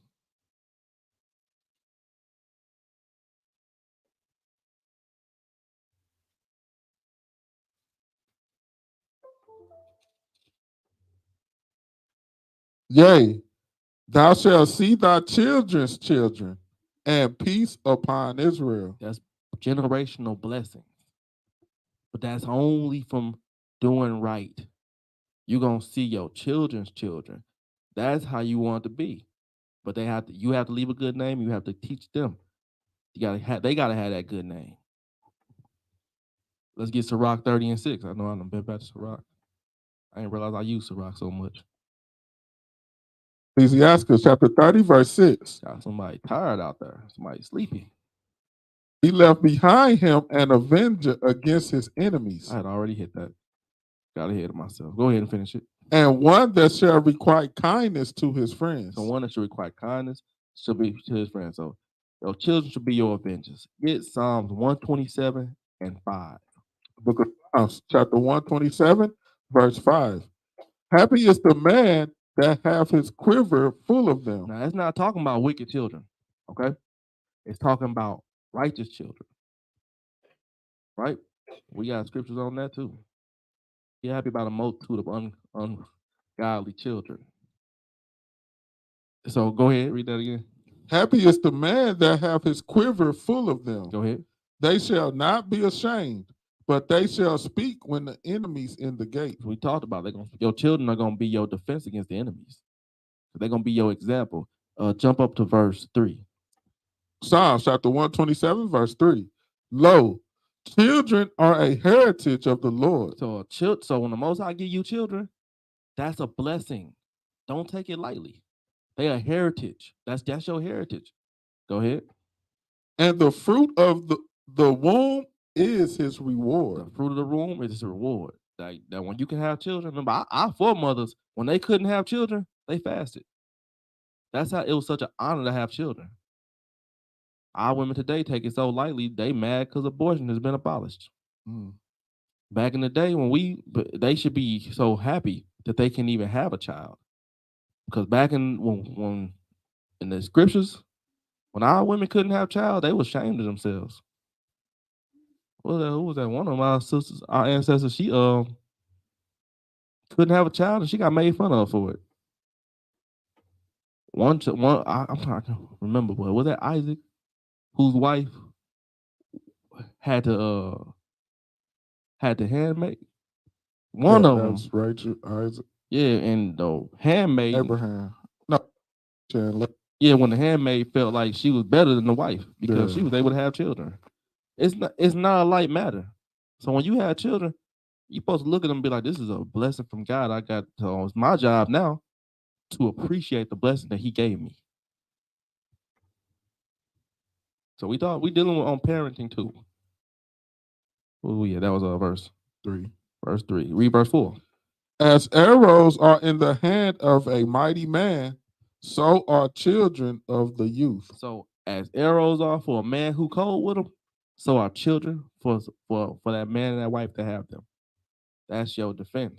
You raise them up right, they're gonna carry on your name and create like your name gonna be so high in Israel because of the work that you instill in your children. All right, y'all. Your verse 7. I mean, Sirach 30 and 7. Ecclesiastes chapter 30, verse 7. He that maketh too much of his son shall bind up his wounds. So now we in this part of it. Right? So understand something. When they say he that make it too much of him, meaning don't be over proud of your child. All right? Meaning don't look at them and just act like they can't do no wrong. Okay? You gotta know that they are still flesh and they mess up and you gotta be on them for it. One more time on that. Ecclesiastes chapter 30, verse 7. He that maketh too much of his son shall bind up his wounds. Gonna bind up his wounds, meaning he ain't gonna correct him. His son, we say bind up the wounds still there. But the child, you ain't doing nothing to heal that wound. Go ahead. And his bowels will be troubled at every cry. So his bowels gonna be troubled at every cry. Meaning your child, if you make too much of them and you don't ever correct them, you're going to, whenever they cry, whenever they act out, you're gonna feel bad like you doing like, man, let me give them what they want just because they crying. You're making too much out of them. Put them in their place. Verse 8. A horse not broken becometh headstrong. So like I said, when they little, get them right from their youth up. Because when a horse not broken, become headstrong. You ever seen a wild horse? What is it liable to do? Buck, right? And when you get hit, I ain't never been hoofed. I ain't trying to get hoofed, but I'm pretty sure it hurts. That horse got a wild, it's untamed. Most High say, get that child right from their youth, because when you may be a strong man now, when you old and you wax old, your child, the older you get, the weaker your bones become, the stronger your child become. If you got a child who don't respect you, how you feeling you out of breath because you tussling with a grown man? Your son's supposed to know he's supposed to have that fear, and no matter how strong he gets, you still the man in his life. Right. But if you don't teach him that, you're gonna get your ass whooped by your son. Sorry. You're gonna get beat down by your son. Put the pause on it. You're gonna be breathing hard. Trying to fight this man. But yeah, so say a horse not broke, becoming headstrong. Go ahead. And a child left to himself will be willful. Remember it said, it's for the daughter, same for the son. You ain't supposed to, don't leave that man to himself. Cause like we've all been there. You're a certain age, you start smelling yourself. You feel like you the man. Can't nobody tell you nothing. Now you need to be doing something. Verse 9. Yeah, when you I hate to see my kids too comfortable. When I see them chilling more than me, hey, go grab that trash real quick. Go take them trash cans to the street. Run this upstairs for me. Turn the channel for it. You know what I'm saying? It's just, get on up, man. You a little too laid back. Sitting there chilling. You up? You the one taking the trash out. Then you like, wait a minute. Right, hold on. I shall be like, hey, Gray, O'Shea, man, get this trash out, man. Like, go put on weeds. I had to put on weeds. Go put on weeds. Yeah. Y'all up there chilling. I'll be back. I'm finna go get something to eat. Go put on weeds real quick. Don't be ashamed of that either. Make them do something. Make them work. It's teaching them something. It's teaching them a lot. Yeah, verse 9. Verse 9. Conquer thy child, and he shall make thee afraid. And baby your child. And in the end, you're going to be the one afraid. Go ahead. Play with him, and he will bring thee to heaviness. Meaning you don't take none of his folly serious. And in the end, you're gonna be the one heavy. Cause like we talked about earlier in class, you're gonna be in trouble with the law, he gonna be in trouble with you, he gonna be in trouble with everybody. Playing because you keep playing with him. Taking it, you joking with him when he needs you to be a father, not a friend. Again, Esau's teaching. We are not to be friends with our children. That's not your friend. Tell them early. I ain't your friend. Go ahead, verse 11. Play with him, and he will bring thee to heaviness. Laugh not with him, lest thou have sorrow with him. Say, don't laugh with him, or you're gonna have sorrow with him. Y'all gonna be sitting looking crazy together when it's all said and done. He gonna have your heart heavy. Go ahead. Don't laugh when you just see him doing things like big thing. This one. Most men, especially in the world, if they do have a care for their daughter, she the one can't be out here having sex and stuff, right? We don't want that. Okay. But when it comes to your son, what do the world teach you? Let him have it. Right? That's what they teach us. It's cool if he gets some though. Right. Who he getting it from? Ain't that somebody else's daughter? Okay, and that's a whole nother lesson. But at the same time, your son, you supposed to be on your son the same way. Like, man, hell no. No, you ain't seeing no parts of no draws. You need to be worried about building yourself up for the kingdom. You know, wife, when the Most High ready for you to have a wife, she will come. This the layout for you. You got to make it through high school, all the way to college. 20.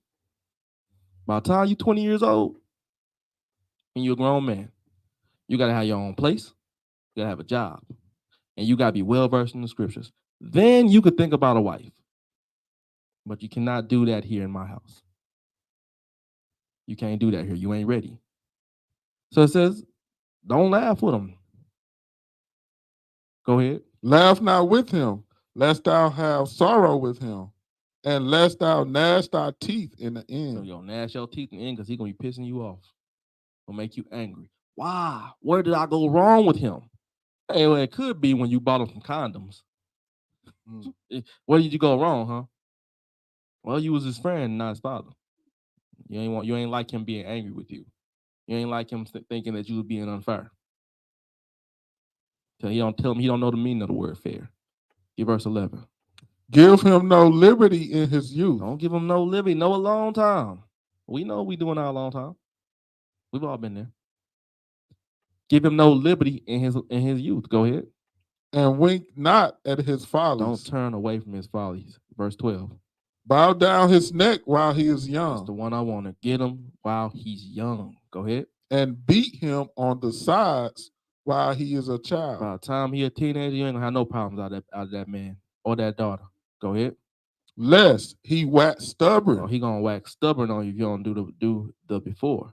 Go ahead. And be disobedient unto thee. He gonna think he know more than you. He gonna think he got life on lock. Go ahead. And so bring sorrow to thy heart. And he gonna have you sad. Because you're gonna lose your son. Let's get what we want. What was that down? Oh, verse 13. Chastise thy son and hold him to labor. That's what Ak was just saying. Make him labor. Correct him and make him labor. Y'all got a whole day off, right? Take that time to teach him how to do things, work around the house. And make him do things you don't feel like doing. Take an opportunity. It's your opportunity to use your slave, your servant. Like, hey, I use grass cut. But I'm tired. There you go. Most High provides you a servant. This is his time to learn how to do things around the house. Teach him how to change a tire. Everything you can possibly do that you could think of that he could do. Do it. Go ahead. Chastise thy son and hold him to labor, lest his lewd behavior be an offense unto thee. I know what that means. If you don't do this, he's going to be lazy one day and think the world owed him something. He's going to be lazy. He's going to be, everybody owe me something, sitting around with his hands out, waiting for somebody to take care of him. He's going to be sleeping. He's going to move into a woman's house and find his way in there and live up under her. She's going to take care of him. what was that? You seen that episode? What they talking about busting down the Doonies when that dude gave the instructions on how to move into a How woman's to house. move, yeah. That's the kind how to how to move into a get 'em. woman's house. That's the kind of Crazy. son you're gonna raise if you don't hold him to labor. Teach him to be a man with his own substance. Now depend on a woman. By your hand, things get done. Teach him that the power is that you want to be in control. You know, you the man. All right, y'all. I'm trying to get through it. Get Ephesians 6. Now let's get Colossians 3 and 20 first. Let me can we pull up a video real quick? Yeah, go ahead. Yeah, gotta be on point, LT. Gotta be on point. You send the messages. Yeah.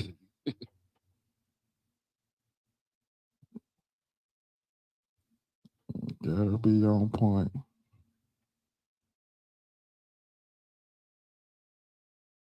So this is going into what we about to pull up is an example because we were reading in verse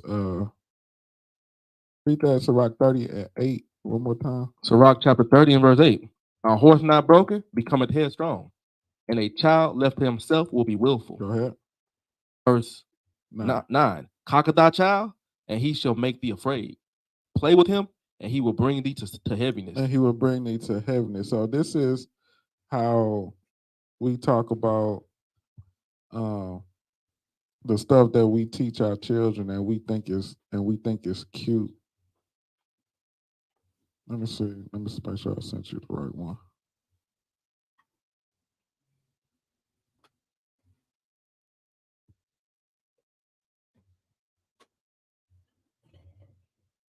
It's that second one. Right there. Check that out. Dial pad has completely transformed how we support customers. Its built-in AI helps my agents transcribe calls, track customer sentiment, and even coaches in real time. So we can provide the best customer service at every step. Dial pad, work beautifully. I did a maternity shoot with my brothers at a tattoo shop. All the comments were negative. We got the phrase. Okay, move that little thing. All right, go ahead. People were saying, "Oh, this right here." Pause real quick. So this is how she's making her. This baby. This is an empty. His mind is an empty, ready to learn whatever. This is what she's turning him into. All right, play it. A whole bunch of tattoos. I was laughing, but I said I'm gonna get back at her. Trailing first tattoo photo shoot at 6 months. My family was very upset. I get a lot of backlash. People say I'm. What is? Now you know the type of man she like. If she doing this to her son, you know the type of man she like. And she's most likely a single mother. So she's basically, women complain about men, but they create the men that they complain about. He got a little Jesus. Little Jesus peace song. Got a ring, a full body tattoo. Come on, man. That little baby don't know anything about any of that. He just chain on. What the hell is she creating? She creating a little monster. Yeah, she creating a monster, an oppressor. You know, our people gonna be our own oppressors.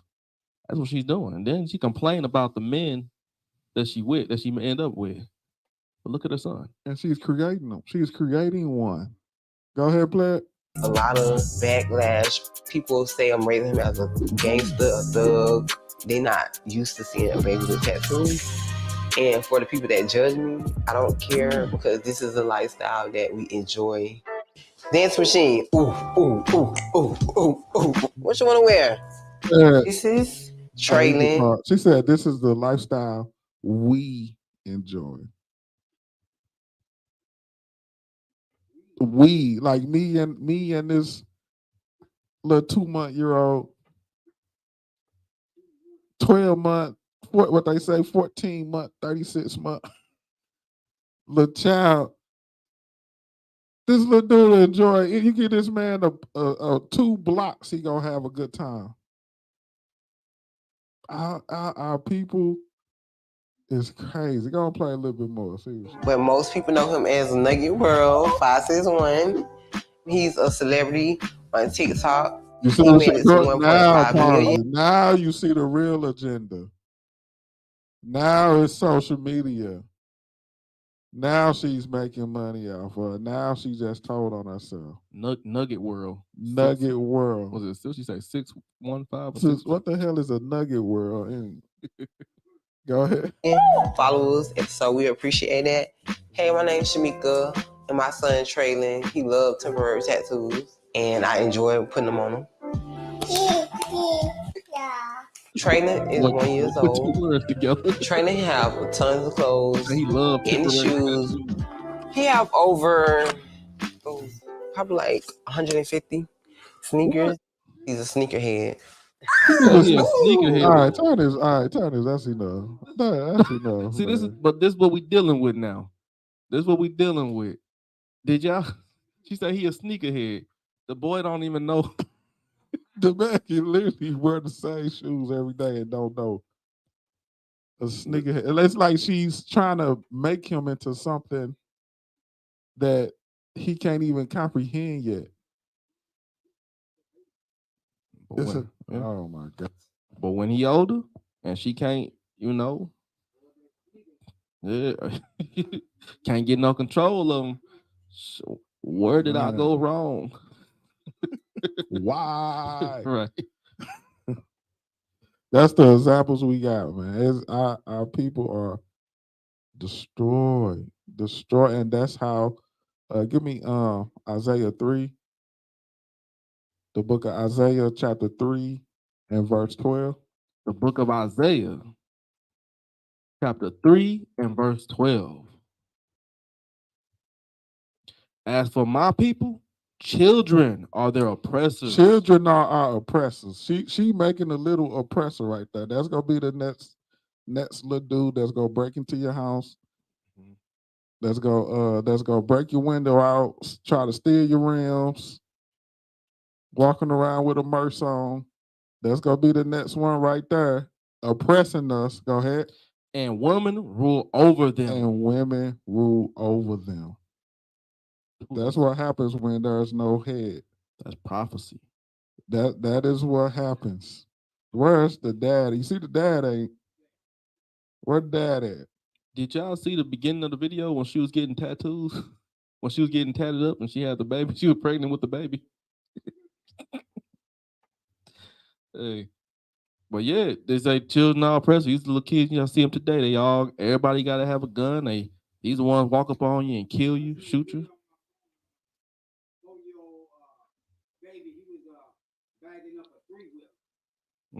Bagging up a 3-wheeler. Bagging up. Oh, bagging up. I just turned right in the back. About to tear some stuff up. So that's where we at. That's where we at. So it's for the children right here. It's for the children. Let's get Colossians 3 and 20. So we tell the parents how to raise their children. Be on them. How to raise your daughter, how to raise your son. This right here is for the children. Colossians 3 and 20. The book of Colossians, chapter 3, verse 20. Children, obey your parents in all things, for this is well pleasing unto the Lord. So children, your parent, you supposed to look at them, IT. Look at them. You supposed to look at your parents as your master. That's how children supposed to look at their parents. I mean, there ain't no back talking. It ain't no, well, I had something to know. No, what they tell you to do. What were you told to do? What's your job? You got a set of chores that you're supposed to get done within the day? Do it. Read it again for me. Colossians chapter 3, verse 20. Children, obey your parents in all things, for this is well pleasing unto the Lord. That's how you please God. We told you earlier, if you can't do right for your parents, you can't. God can't do nothing with you. Now get Ephesians 6. Well, y'all need to understand that, children. If you can't respect your parents, God can't deal with you. He don't got time for rebellious children. Got a whole nation to get right. Ephesians 6, start at verse 1. Book of Ephesians, chapter 6, verse 1. Children, obey your parents in the Lord, for this is right. Because it's the obey your parents in the Lord means by the laws of God. Obey your parents through that, through the laws that He gave you. Verse 2. Honor thy father and mother, which is the first commandment with promise. Now I say, honor your father and mother, which is the first commandment with promise. Let's get that promise. Go to Exodus 20 and 12 real quick, and we're going to come back. The book of Exodus, chapter 20 and verse 12. Let's see what that promise is. This is for the children. And when I say children, understand this, y'all. That's from the oldest too. When you, I don't care if you're in your 40s, 50s, your parent, honor them. You never stop honoring them. Okay? Let's go ahead and get that. Honor thy father and thy mother, that thy days may be long upon the land which the Lord thy God giveth thee. That's the promise.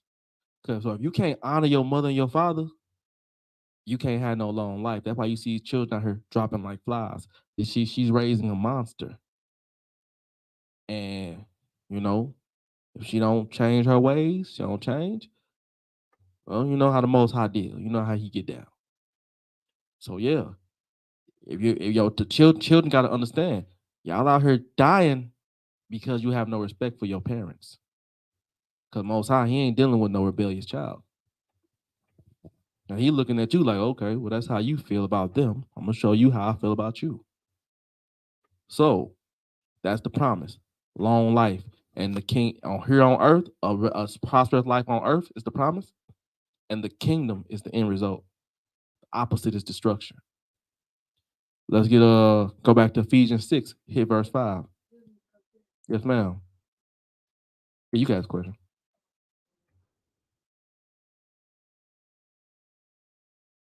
I just said that you never stop honoring your mother and your father, ever.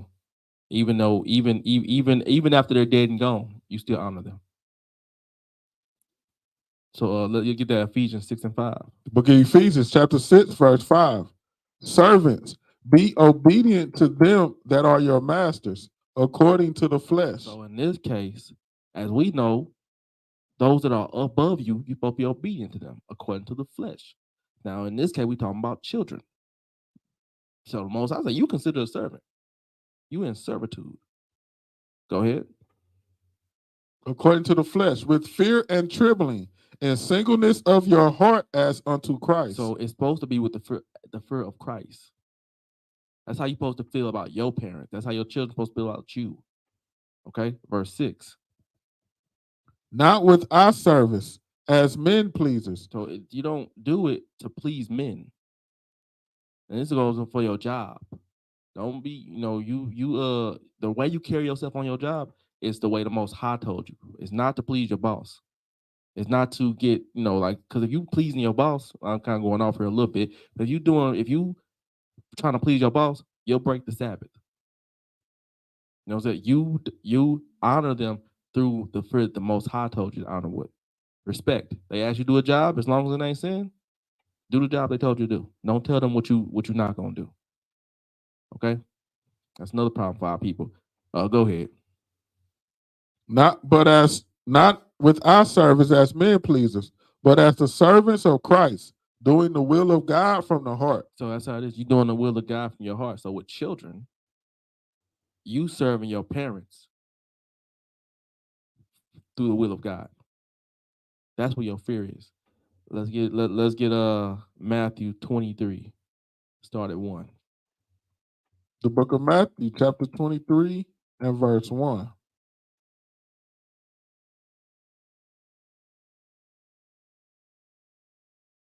So this is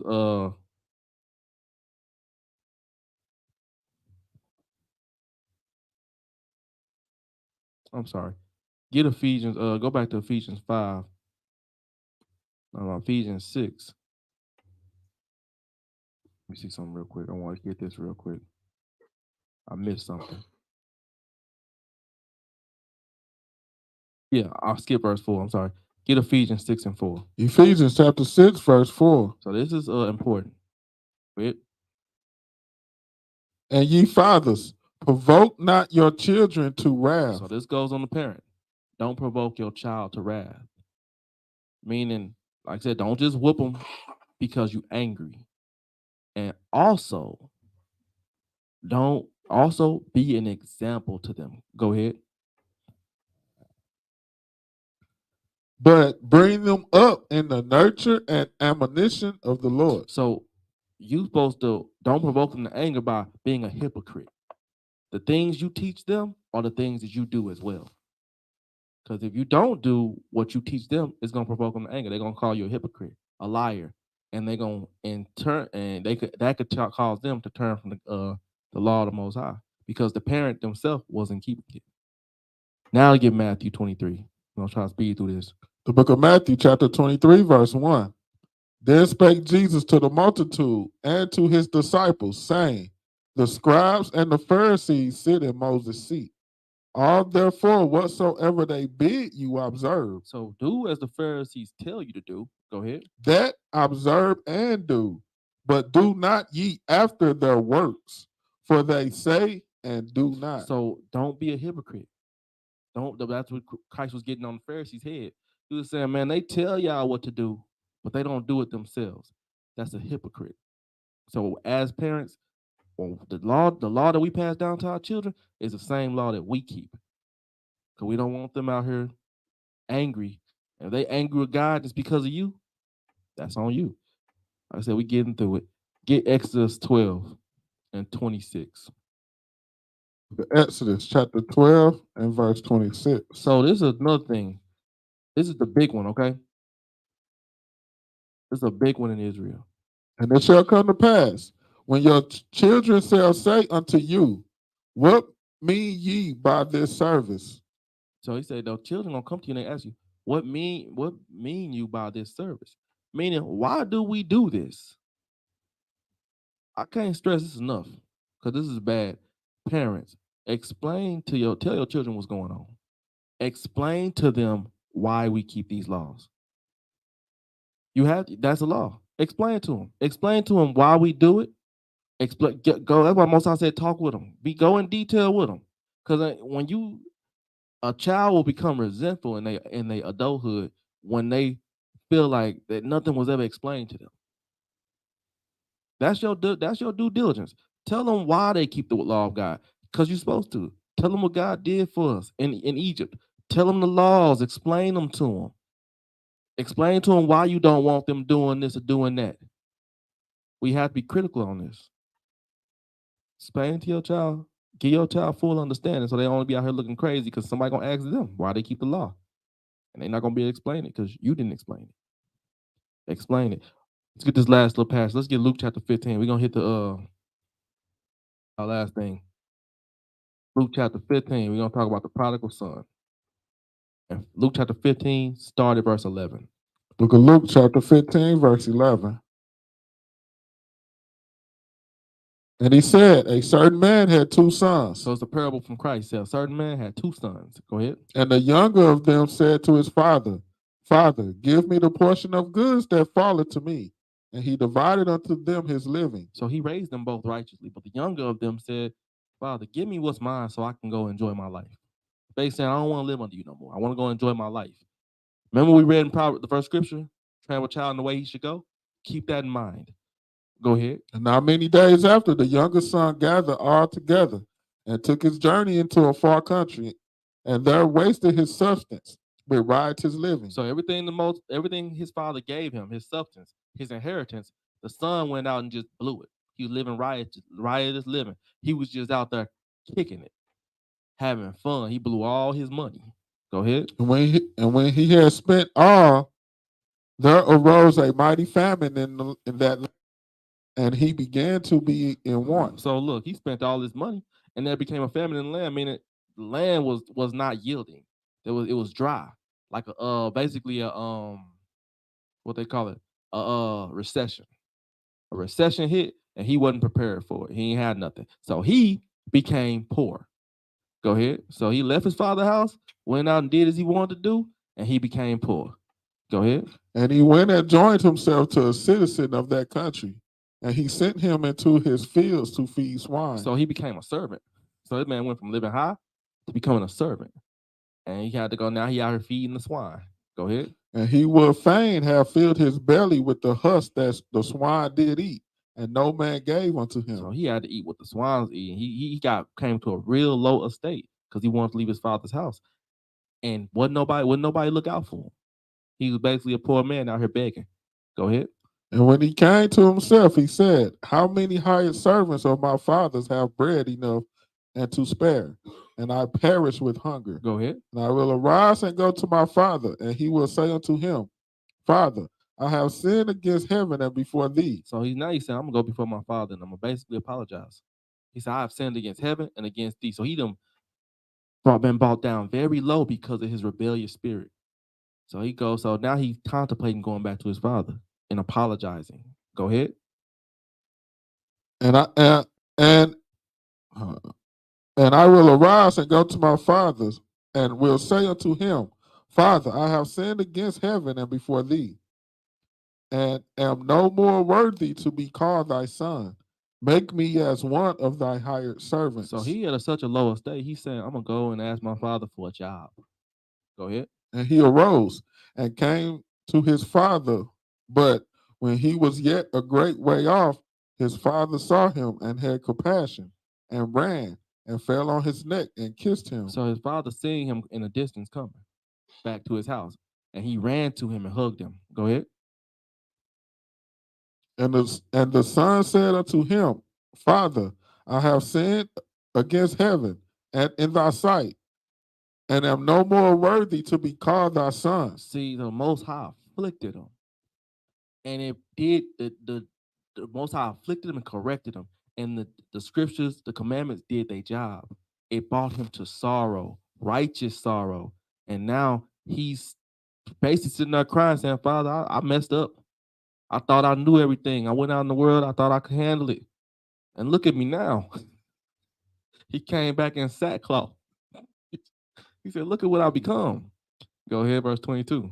But the father said to his servants, bring forth the best robe and put it on him, and put a ring on his hand and shoes on his feet. So the father said,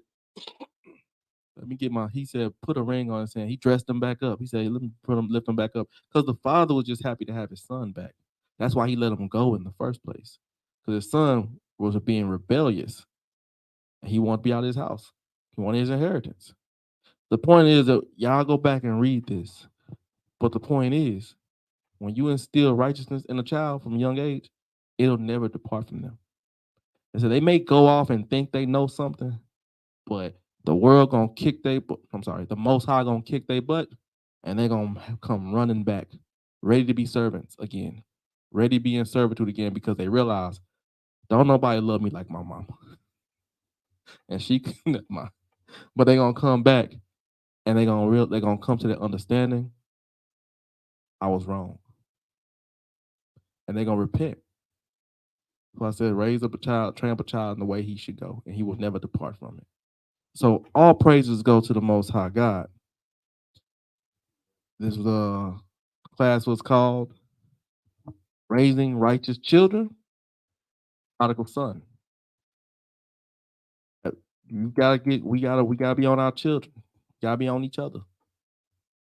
So that's you got anything you want to bring out? Let's get Matthew 26. Okay, Matthew chapter 26, verse 6. Now when Jesus was in Bethany in the house of Simon the leper, there came unto him a woman having an alabaster box of very precious ointment, and poured it on his head as he sat at meat. But when his disciples saw it, they had indignation, saying, to what purpose is this waste? For this ointment might have been sold for much and given to the poor. When Jesus understood it, he said unto them, why trouble ye the woman? For she hath wrought a good work upon me. For ye have the poor always with you, but me ye have not always. For in that she hath poured this ointment on my body, she did it for my burial. Verily I say unto you, wheresoever this gospel shall be preached in the whole world, there shall also this, that this woman have done, be told for a memorial of her. That's the memorial of Mary Magdalene. Whenever Christ commanded, whenever this word go out, we always got to bring out the memorial of Mary Magdalene for how she comforted Christ before he died. So all praise to the Most High God. And with that, I say, shalom.